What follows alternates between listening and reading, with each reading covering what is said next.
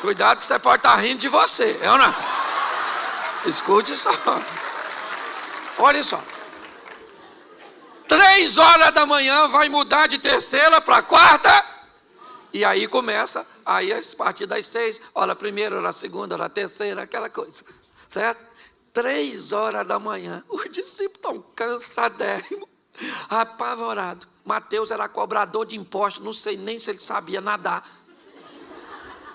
Aquela tribulação dentro do barco, todo mundo com medo. Quem é que aparece andando em cima d'água? Jesus. Podia ter avisado como é que ia. De repente os caras estão com medo, cansados, 3 horas da manhã, e ele não vem mais. Eu imagino uma revolta. Vem Jesus andando em cima d'água. Tu acredita nisso? Literalmente tirando onda. Vem ele andando sobre. Quando os discípulos viram isso, começaram a gritar: olha lá um fantasma, socorro! Não tinha mulher não, era só homem. E eles começaram a gritar de medo: fantasma, fantasma. Eu imagino Jesus lá fora. Eu não falei que vinha? Para que essa gritaria? Ninguém correu. Ninguém dos discípulos saiu correndo. Por quê? Porque não tem para onde correr, filho. Nessa vida ou você enfrenta ou você enfrenta para ganhar, ou você enfrenta para... Mas você é obrigado a enfrentar. Por isso Jesus disse: eu vou estar com você nessa peleja, para que você enfrente e saia vitorioso. Quando todo mundo começou a gritar, Jesus gritou lá de fora: calma, gente, sou eu, fantasma não. Aí deu aquele silêncio, todo mundo ficou olhando, estava meio escuro, amedrontado, visibilidade baixa. Pedro olhou e falou: aí, é o senhor mesmo? Se é o senhor, manda eu ir aí. Pensa no silêncio. Como assim, Pedro? Tem um cara andando em cima d'água. Ninguém sabe ainda direito quem é. Ele olhou e disse que é Jesus, mas ninguém tem certeza disso. Preste atenção nisso, porque é muito interessante. Quando nós olhamos para este momento, o que vemos? Um ambiente de caos na mente dos discípulos, amedrontados, cansados, lidando com uma força da natureza, cuja qual é muito maior do que eles. E neste ambiente de medo, medo para quem? Medo para todo mundo. Um ambiente de adversidade para quem? Para todo mundo. Nesse ambiente, 12 discípulos, eles têm a oportunidade de viver os mesmos medos, de enfrentar o mesmo adversário, de lidar com o mesmo problema. E nesse ambiente, um dos discípulos de Jesus se levanta, controla seu medo e diz: se é o Senhor, me manda andar sobre as águas e onde o Senhor está. Preste atenção, qual era o local mais seguro naquela ocasião? Qual era o local mais seguro? Se você estivesse lá, onde você ficaria? Pois é, gente. Nós queremos viver o sensacional, o extraordinário. Nós queremos ver o agir de Deus, mas queremos fazer o que todo mundo está fazendo, que é ficar no barco. Está na hora de sairmos do barco e protagonizarmos nossa própria história. Está na hora de pararmos de sermos meros narradores de milagres alheios e trazer um ambiente de milagres para a nossa casa, para a nossa vida, para a nossa família, para nosso casamento, para nossos filhos, para nossos negócios. Eu não tenho problema com quem conta milagre dos outros. Não, eu tenho um montão de amigos que vivem seus milagres extraordinários. Mas eu também tenho os meus. Os milagres que Deus tem feito na minha casa, nas minhas finanças, nos meus negócios, no meu ministério, é assim que funciona. Mas para que isso aconteça, está na hora de você parar de fazer o que todo mundo faz e descobrir o novo de Deus para a sua vida. Pedro falou: deixa eu ir aí. O que Jesus falou com ele? O que tinha onde Jesus estava? Nada. O que Pedro foi fazer lá? Nada. Jesus poderia falar: calma, Pedro, poxa, eu estou chegando aí. Já eu estou aí, vim aqui para quê? Jesus parou e falou: chega aí, Pedro. Pode vir. Pensa, Pedro saindo do barco. O discípulo deve ter falado o quê? Pedro bebeu? Ele não deve estar bem da cabeça. É ou não é? O que ele quer ir fazer lá fora? Bom, olha só. Pedro sai do barco? Sim ou não? Sim. E vai andar sobre? Isso. Ele vai lá, volta com Jesus.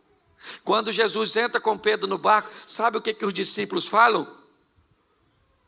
Verdadeiramente, o Senhor é Filho de Deus, o poderoso. E Pedro lá deve ter falado: mas ninguém foi lá fora. Vamos imaginar um culto desse na igreja dos discípulos? Depois desse fato que nós acabamos de ler. Vamos imaginar 11 discípulos levantando no meio da reunião e dizendo: gente, gostaríamos de dar um testemunho. Esta semana nós vimos um homem andando sobre... Só que nesse mesmo culto Pedro poderia dizer: posso falar uma coisa? Só para deixar registrado.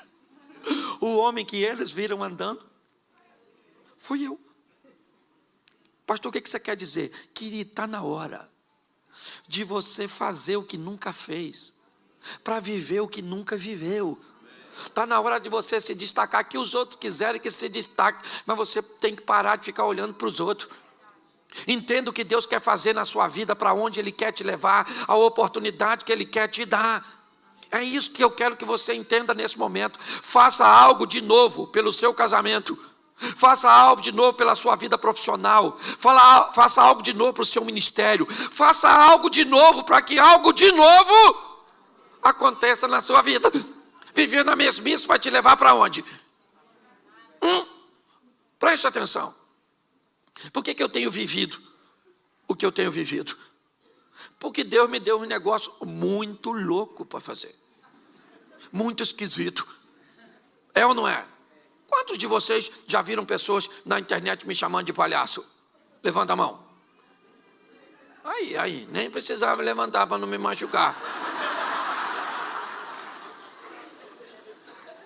Quantos de vocês já ouviram as pessoas dizerem: esse cara não prega nada, isso é um animador de auditório, um bobão?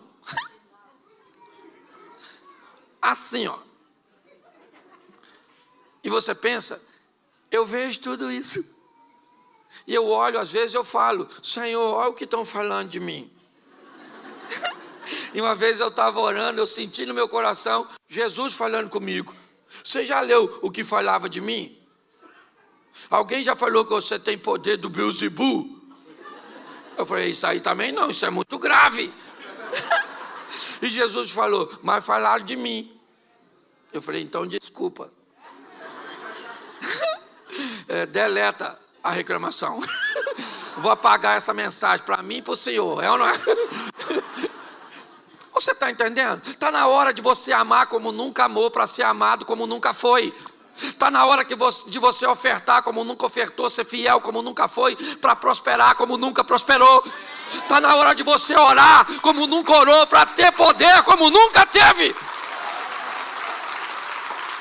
Está na hora de você cuidar de seus filhos como nunca cuidou, para amanhã eles cuidem de você como você jamais imaginou que eles cuidariam. Está na hora de nós fazermos o extraordinário. Sensacional. Saia desse barco, meu filho, e vai andar sobre, porque você vai ter história para contar. A respeito de quem? De você mesmo. Isso. Porque a irmã, sabe aquele que passa por cima da nota de 100 euros e o de trás diz: achei.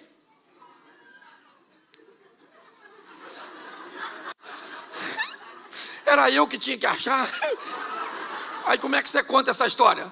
Alguém perto de mim achou 100 euros.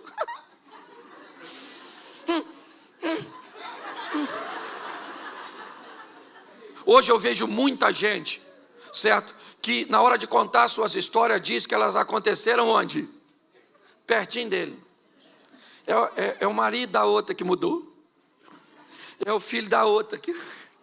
É o ministério do outro. É o outro que viu. É o outro que sentiu. Para com isso. Vamos viver nossas próprias histórias. Deus está esperando que você faça o que você nunca... É isso que eu quero usar. Ousadia. Pedro saiu do barco? Qual discípulo foi atrás dele? Qual discípulo foi atrás dele? Pois é. E quem estava no barco provavelmente estava torcendo para acontecer o que com Pedro? Porque quem não sai do barco detesta ver gente que sai. Eu imagino, Tiago e João eram sócio de Pedro no barco. O que eles devem ter pensado quando Pedro saiu? Deixa aí. Se morrer, a sociedade melhora na porcentagem. Sim. Posso falar uma coisa para você, marido? Faça o que você nunca fez para essa mulher. Você gostaria de ter uma esposa como princesa? A pergunta é muito simples. Você é capaz de se transformar num príncipe?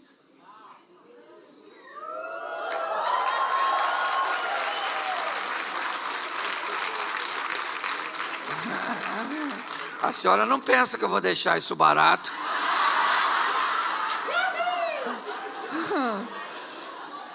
A senhora não pensa. A senhora gostaria que seu marido fosse um príncipe? Pois é, para viver com quem? Com a senhora?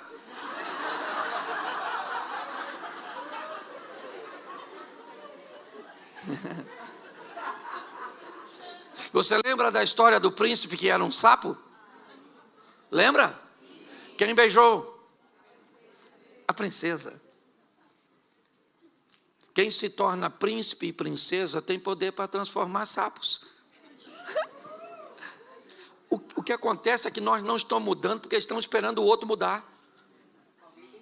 Exatamente. E tem que começar por alguém. E esse alguém quem é? Sou eu. É isso aí, eu. Ninguém falou, só eu e a dona aqui. Porque quando nós falamos alguém tem que mudar, alguém tem que mudar menos eu, porque eu já nasci pronto. E ninguém muda. Um dia, eu estou vendo minha esposa me tratar com um nível, sabe? Mas pensa assim, aquela coisa extraordinária, exponencial. E aí eu estou lá, falei, essa mulher está tão boa. A Jesus, louvado seja Deus. E fui conversar com ela. Falei com ela, filha, deixa eu falar uma coisa para você, você sempre foi uma mulher legal. Mas olha, esses últimos tempos você está assim, além, fora do comum, extraordinária. O que foi? Ela começou a chorar. Aí eu falei, o que foi, filho? Aí ele falou, não, Cláudio, é que eu estou achando que você vai morrer. Eu falei, vó, não. Não, querida. Não vou morrer, não. Aí eu perguntei a ela, por que é que você está achando que eu vou morrer? Ela falou, Cláudio, nos últimos meses, você melhorou demais o tratamento comigo. Ou seja, eu estava recebendo nada mais, nada menos, o reflexo daquilo que eu estava fazendo. Entendeu? Leve seu relacionamento para o próximo nível. Vai lá, dê um abraço no seu filho, não interessa a idade do seu filho, abraça, diga para ele, meu filhinho, minha filhinha, eu te amo. Ela vai falar o quê? Vai morrer.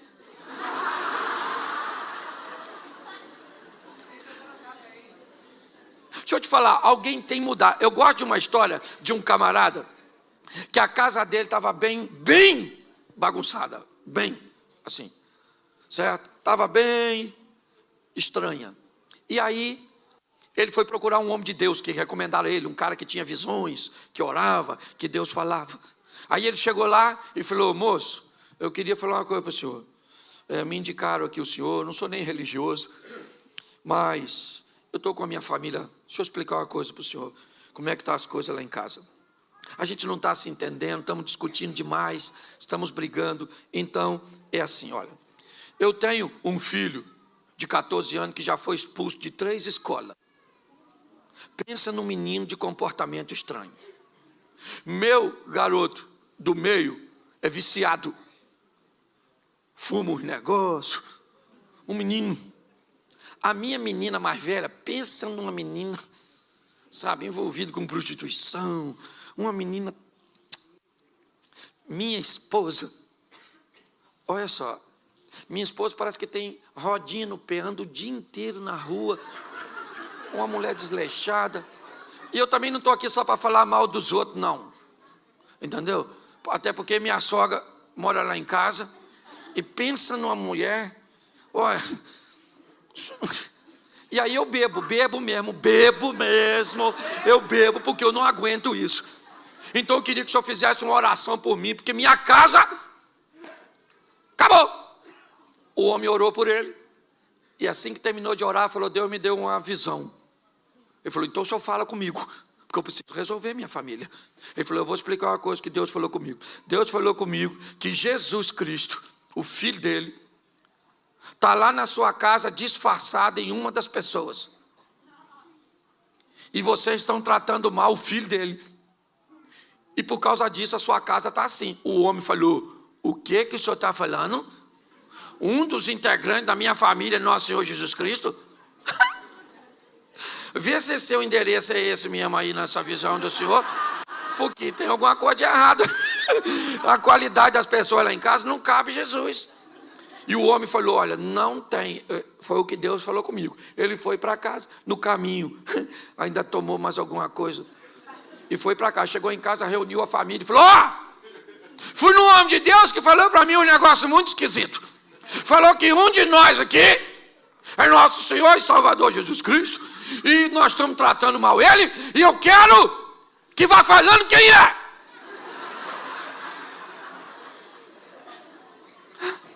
Aí não achava ninguém. O garoto dele mais novo falou: gente, pensa bem, se não foi papai que foi com essa notícia, quem sabe não é ele?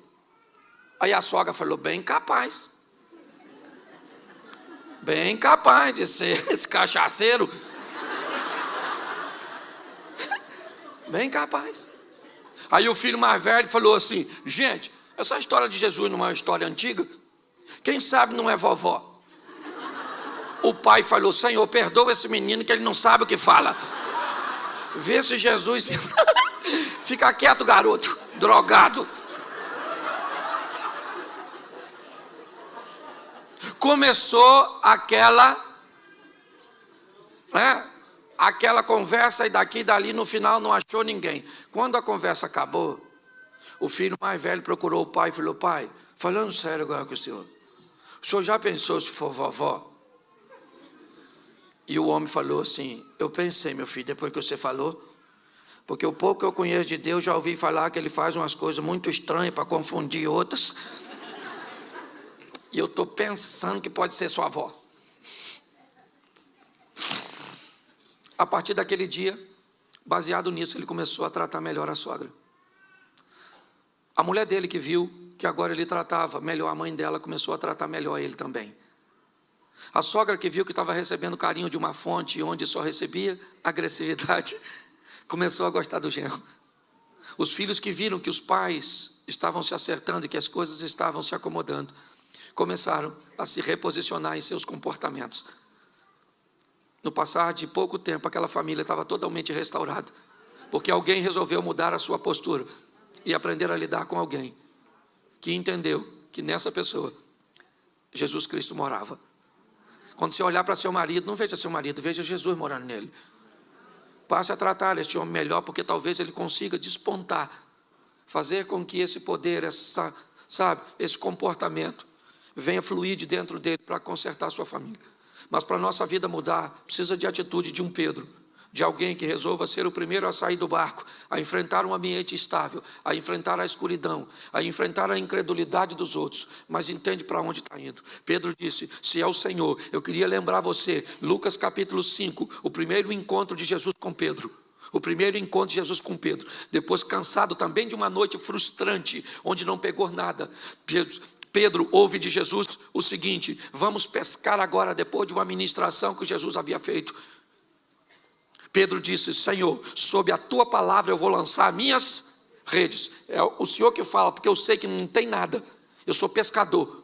Eu entendo, acabei de vir de uma noite que não peguei nada, só cheguei aqui com minhas redes sujas, acabei de lavar e o Senhor manda lançar de novo, então diga onde eu devo jogá-la. É esse mesmo Pedro, que sabendo disso na primeira experiência, disse lá no final: se o Senhor falar, se o Senhor mandar, eu vou andar sobre as águas. Pois é, Cristo me mandou nessa manhã aqui dizer para você que você está autorizado a andar sobre as águas para viver os milagres que Ele tem para a sua casa, para a sua família.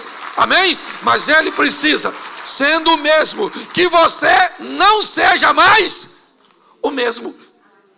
Entende? Ele continua o mesmo e nós temos que mudar para levar nossa vida para um outro estágio, para uma outra dimensão. Posso ouvir um amém?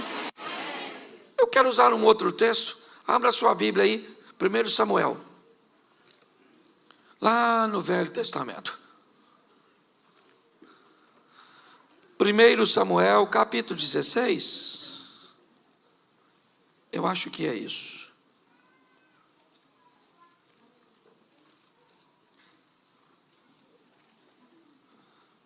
Vamos ao 17, 24, para a gente adiantar.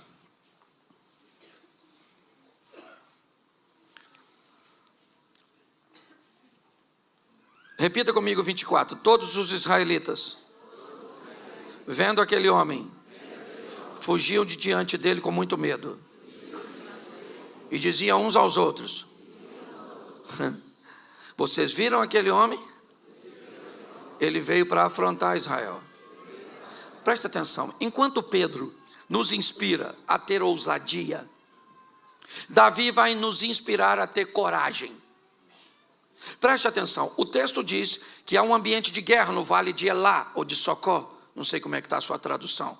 E nesse ambiente de guerra, há um soldado muito poderoso, vindo das tropas inimigas dos filisteus. Certo? E a proposta dele não é que haja guerra entre as duas nações, mas que haja um duelo, onde um soldado de Israel vai aceitar o convite para duelar contra esse soldado filisteu, Golias, um gigante, e não gigante simplesmente pelo tamanho, mas pela estrutura de indumentária de batalha que ele carregava sobre si.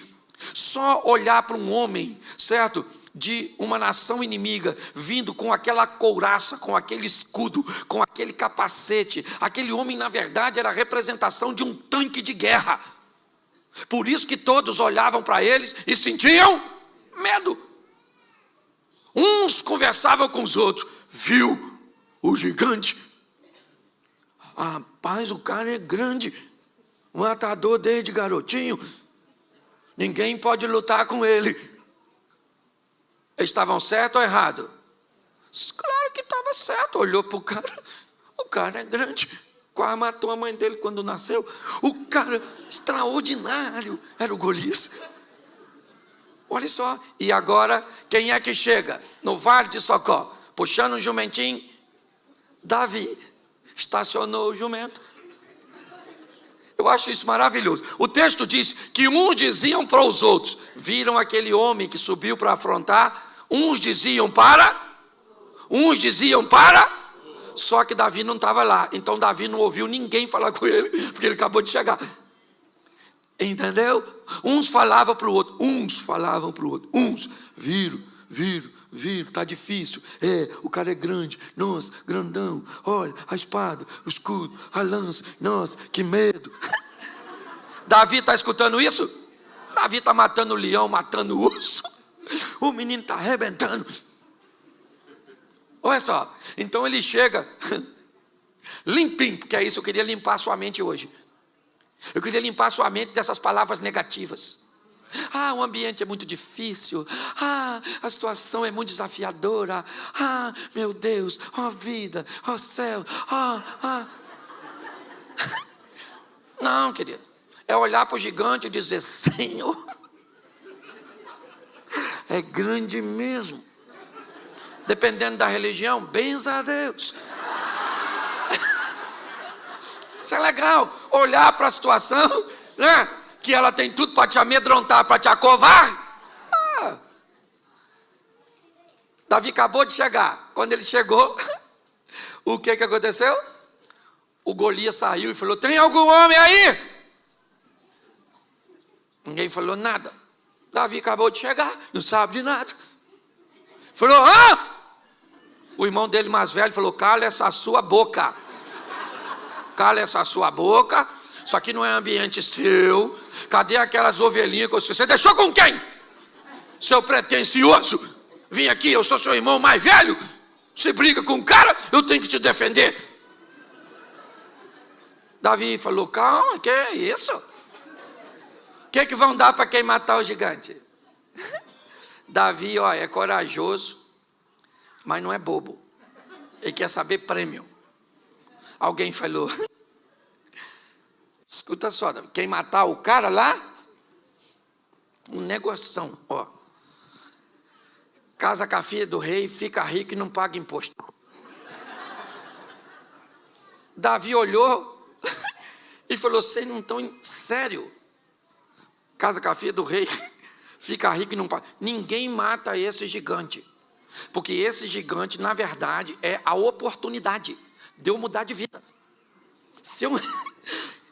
Então, se eu matar, eu fico rico. Caramba. Vira o príncipe porque casa com a filha do rei e sai dessa carga tributária. Esse cara não é problema, esse cara é a solução. Você consegue já ir pegando? O problema que você está enfrentando não é problema, ele é a possibilidade que Deus criou para você vencer e se promover. Para ir para a próxima vida. É o próximo estilo de vida. Davi falou: eu mato ele. Alguém falou: sua juventude, esse não mede consequência não. Isso é droga, pode ver onde é que está aí. Dá uma geral nos bolsos dele, que isso está louco. Um garoto querendo falar que vai enfrentar esse menino. Olha só, eu queria que você entendesse, você está em meio a uma adversidade? Tá, é isso o seu problema? É. Você pode tomar posse da palavra de Deus ou arrumar uma chupetinha. É um pirulitozinho, chorar. Não vai adiantar nada, o problema fica lá do mesmo jeito. Lembra quando o capitão do navio de Jonas, onde Jonas estava, ele descobriu que Jonas estava lá? Ele descobriu que a tempestade estava vindo por causa de... O Jonas pulou do barco? O que o capitão fez? Jogou ele. Você está esperando o seu problema ir embora sozinho? Vai não, menino. Pensa em problema, um troço teimoso. Ele não quer sair da sua vida, não. Isso aí é coisa de Zeca Pagodinho. Deixa a vida me levar. Não. Nós temos que tomar desse que levem as coisas ruins. Eu olho para Davi, alguém falou: leve esse menino para Saul, para ver se Saul autoriza esse massacre. Davi chegou lá, Saul falou: o que foi? Davi falou: é que eu vi um gigante lá grandão, e falou que quer um homem para matar ele, duelo. Então, meu filho, sim. Saul deve ter falado: garoto, eu já estou com tanto problema, meu filho, e é você que toca para me dormir. Ai, meu Deus. Mas vai lá, pelo menos nós vamos ter um menino para desafiar um gigante. Lá foi Davi enfrentar o gigante. Uma tiradeira, 5 pedras. Eu acho extraordinário. Por que ele leva 5? Porque isso dá a ele o direito de errar, gente. Você tem que ter uma reserva na sua sacola de fé. Vai dar tudo certo. E se não der? Você tem que ter o plano B. Plano B não é falta de fé. É só plano B. Se o A não deu, vamos no B. Outra pedra e outra pedra. Tem gente que vai dar tudo certo. E se não der? Se não der, morremos. Já era, já foi. Você já viu todo herói? Lembra do Rambo? Ele tinha uma metralhadora, sim ou não? Mas aqui, na cinta, ele tinha uma? Porque quando acabava as balas,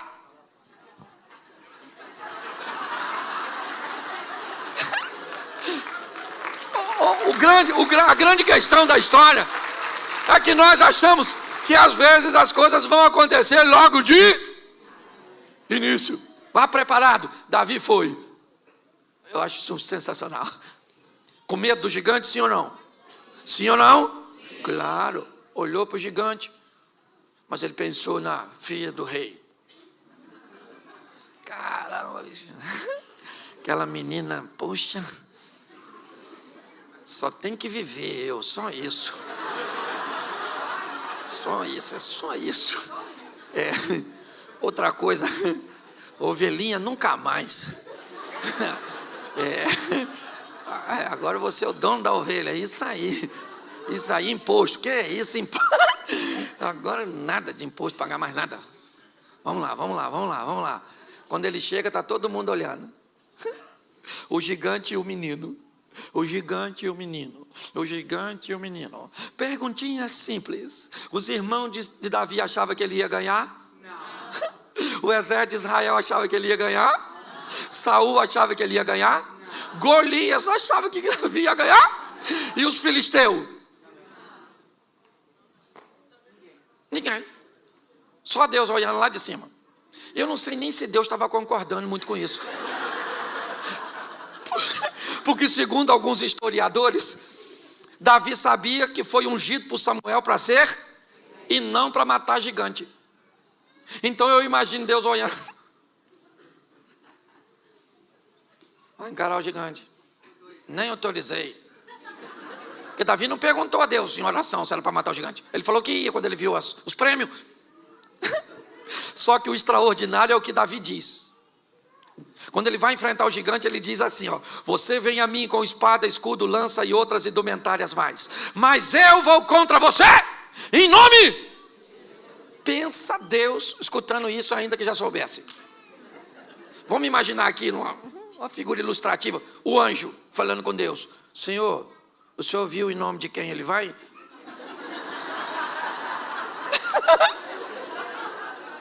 E ele falou que vai em nome do Senhor. E o Senhor dos exércitos é o Senhor. O que Deus deve ter falado? Golias morreu. Se esse camarada vai enfrentar o inimigo em meu, o inimigo já caiu. Você está entendendo? É isso que eu quero que você entenda. Agora, isso é maneiro. Todo mundo torcendo contra Davi. Até o soldado de Israel não queria que ele matasse não, porque era uma vergonha aquele menino matar gigante. E aí tá lá. Davi falou: vou dar uma pedrada na cabeça desse cara. Ô gente, isso para mim inspira a sua juventude. Porque quando é que a gente resolvia coisa na pedrada? O maior vinha te bater, o que você fazia? Vem! Vem agora, vem! O cachorro vinha te pegar, você fazia o quê? Pegava na pedra. Escute isso, você pode rir, não tem problema, isso faz parte do meu ministério. Você não pode perder a mensagem. Suas batalhas só serão vencidas se Deus estiver à frente dela.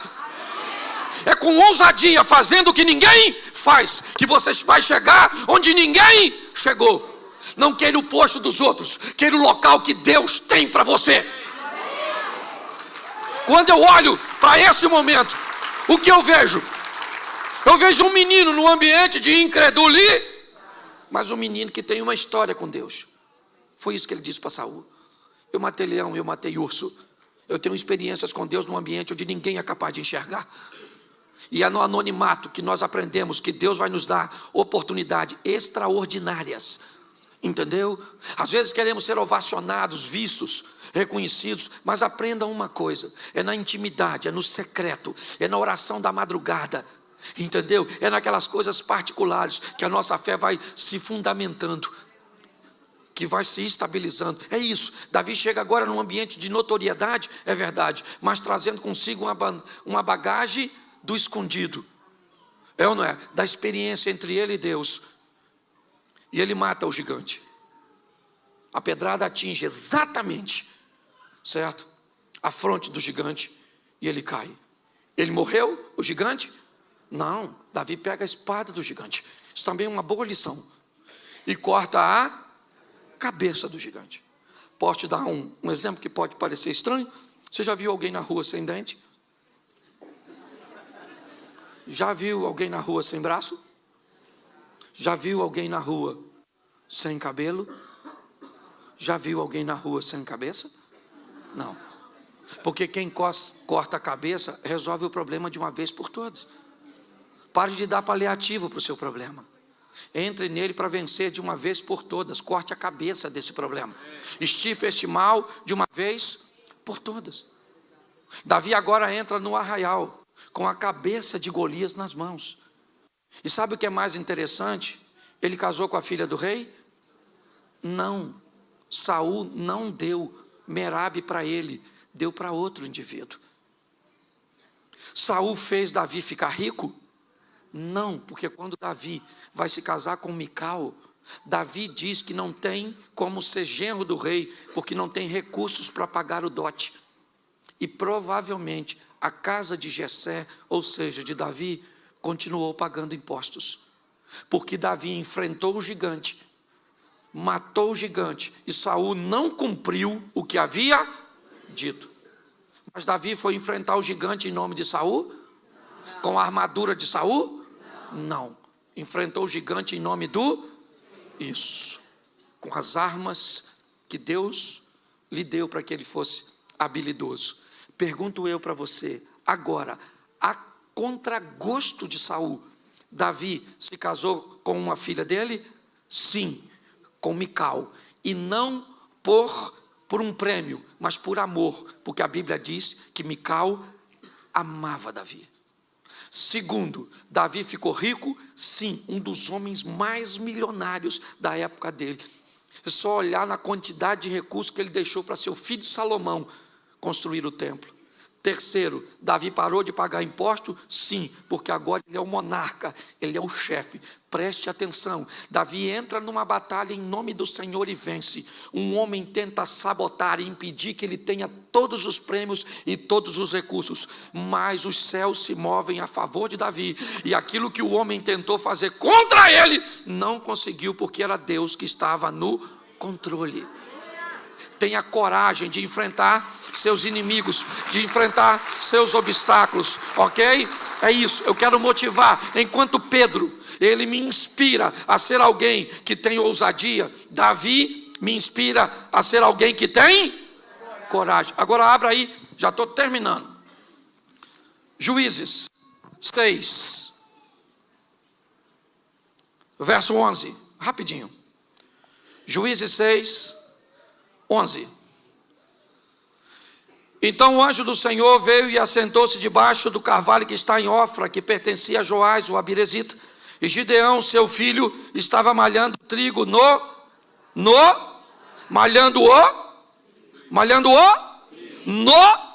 olhe para mim agora, porque eu preciso terminar com você aqui.